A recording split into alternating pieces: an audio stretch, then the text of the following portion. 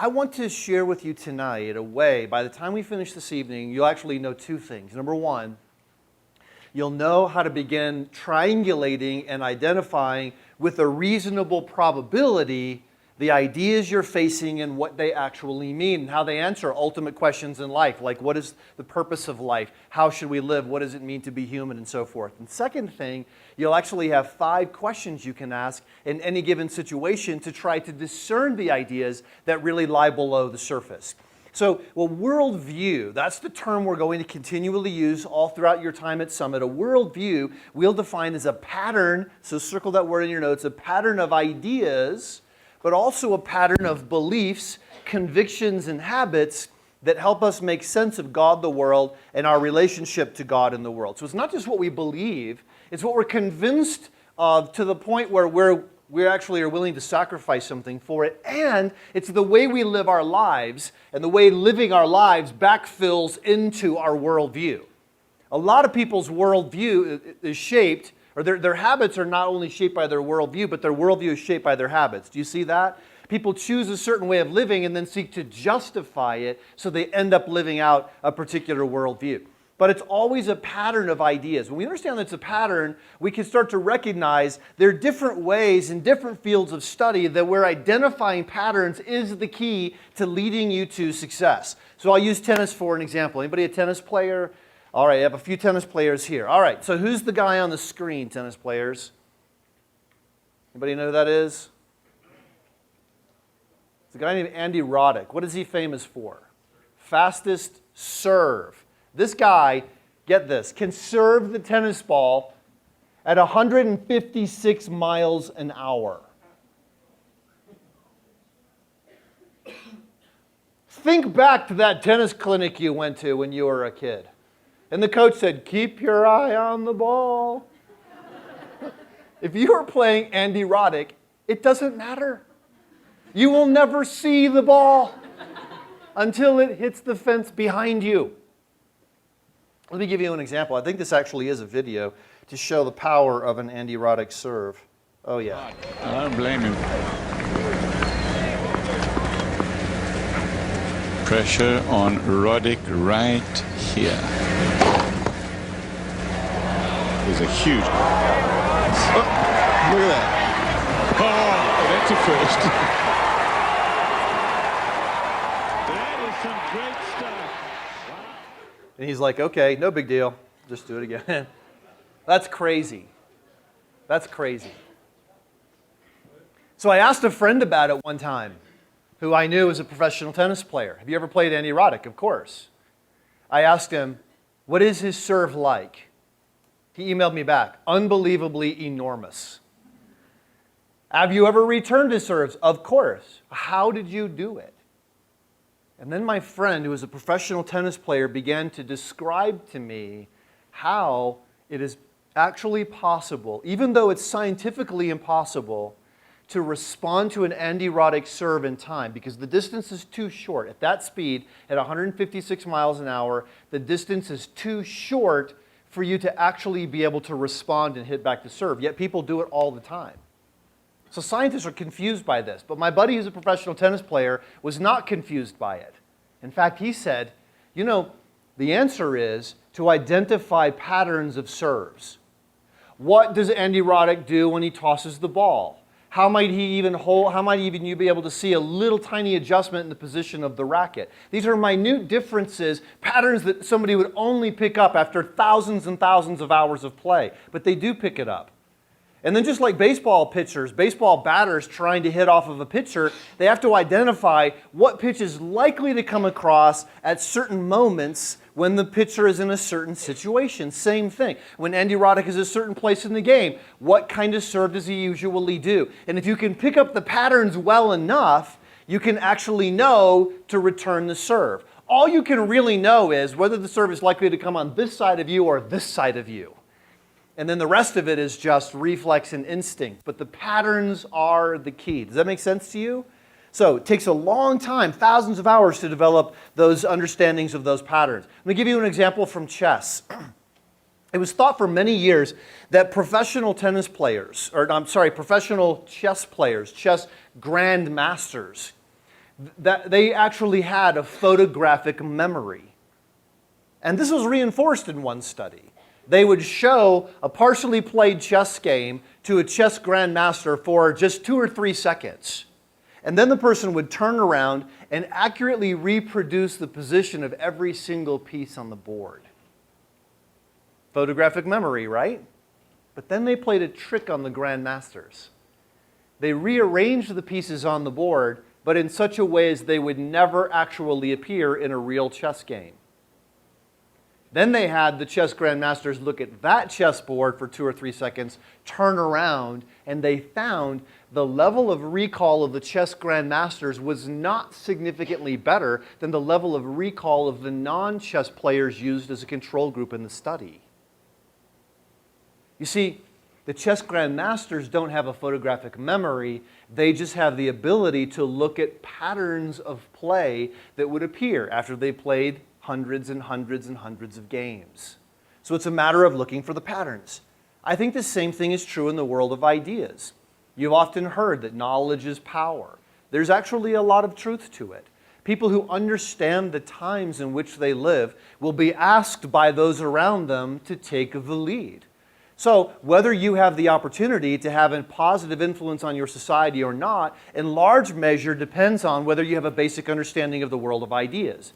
But the world of ideas is a much bigger world than just the world of tennis or the world of professional chess. Let me give you an example. Summit Ministries has a program in Oxford University. If you do really well at your university, you write well, you read well, you get good grades, then in your junior or senior year, you can take a semester and come study with us in Oxford University. Oxford University is probably the most well-known university in the world. It's made up of 42 different colleges and schools. Of the 42, Summit works with 3 of them that are in the top 10.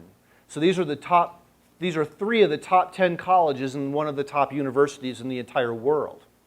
So it's a very prestigious opportunity. We work with Trinity College, New College, and Christ Church. To give you a sense of how old Oxford is, New College was formed in 1379.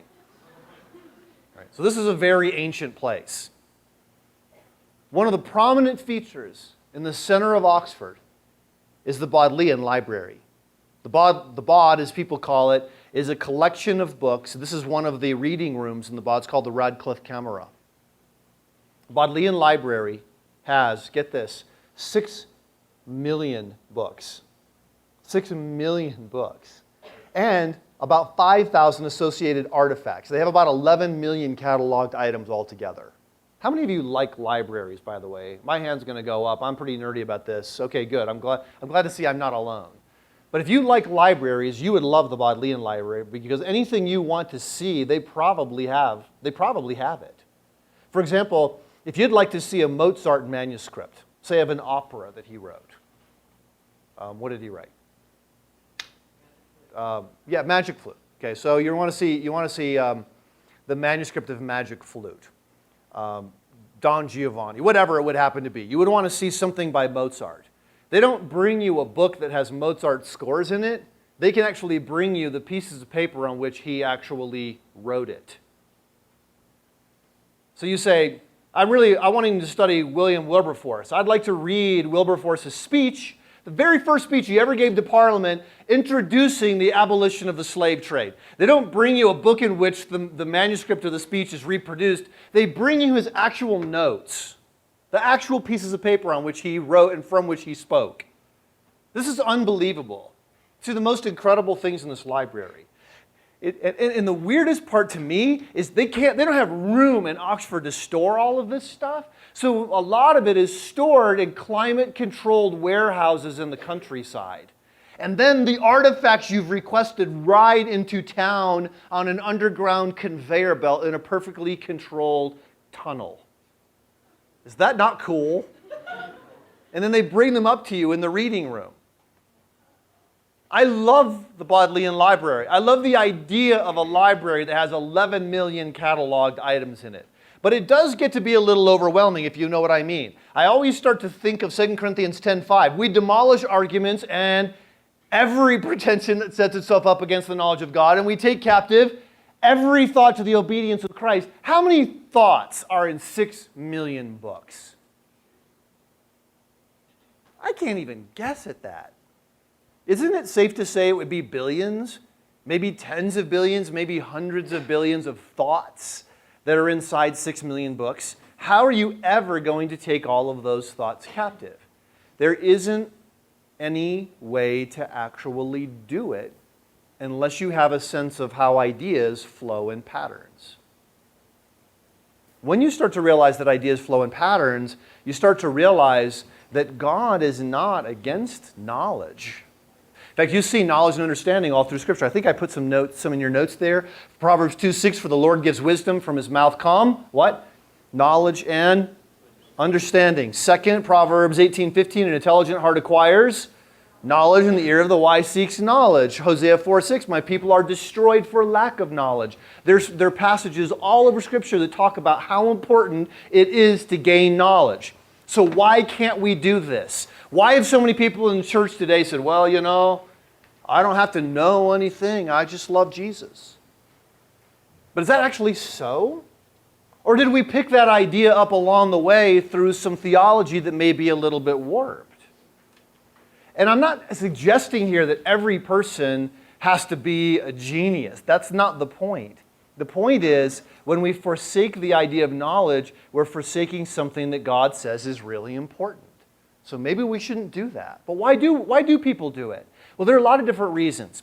One reason people forsake knowledge is because they're intimidated by what people in the world know. Henry Ward Beecher. You recognize that name, Beecher? Where else have you heard that name? Harriet Beecher Stowe, who did what? Wrote a book called, that's right, Uncle Tom's Cabin. This is her brother. He was a pastor in the 1800s in New York City.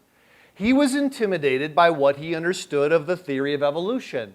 He said, well, if Charles Darwin is right, there is no need for a designer. So we have to make up a new way for God to be important, rather than just as an explanation of how everything came to be. So here's the explanation he made up. See what you think of this.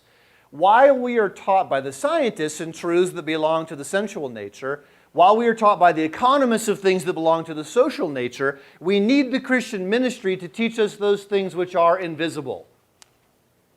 All right, what do you think of that? Does it get him out of the dilemma? Talk to me.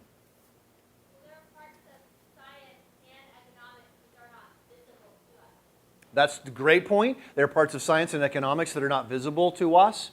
What is he saying that Christianity has to do with economics? Nothing. What does Christianity have to do with science? Nothing. Yeah, go ahead. Instead of taking those thoughts captive for the Christian faith, he's working himself into a corner instead of working out of that. Working himself into a corner rather than saying, yeah, well, let's see what Christianity would have to say about this. Yes.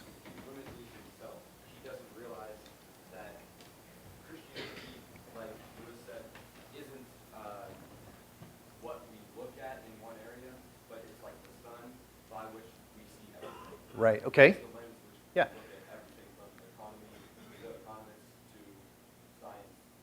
Right, so as C.S. Lewis said, I do not believe that Christianity is true, or I believe that Christianity is true as I believe that the sun has risen, not only because I see it, but because by it I see everything else. So he's missing that. What he's saying in trying to carve out territory for Christianity is that Christianity gets the leftovers, right?